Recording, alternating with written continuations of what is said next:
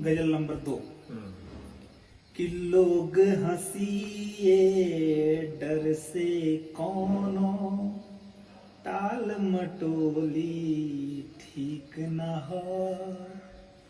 लोग हंसिए डर से कौनो टाल मटोली ठीक न हो।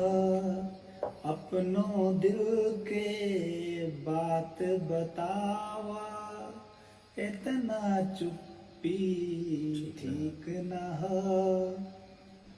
प्यार करेलू लेकिन हमके प्यार करे से रोकेलू।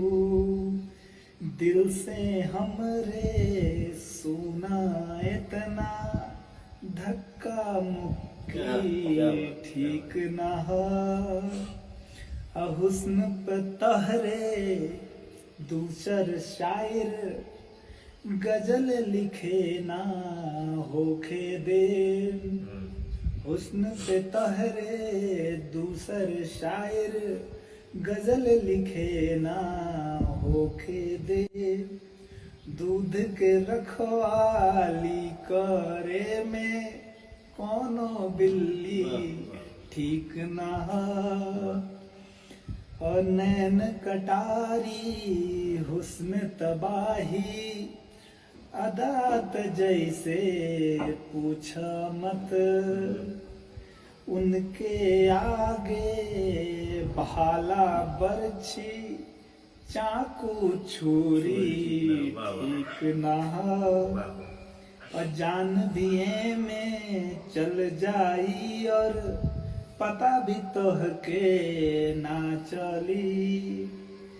हंसी ठिठोली प्यार के लेके हरो घड़ी ठीक न हो।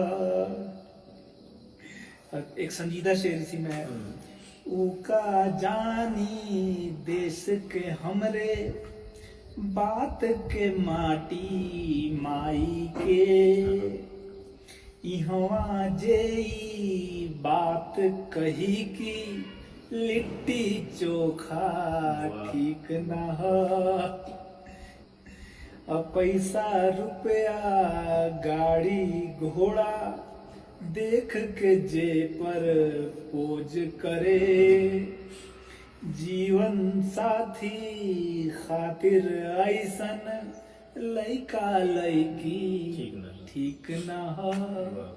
लोग हंसिए डर से कौनो टाल मटोली ठीक न हो। Thank you.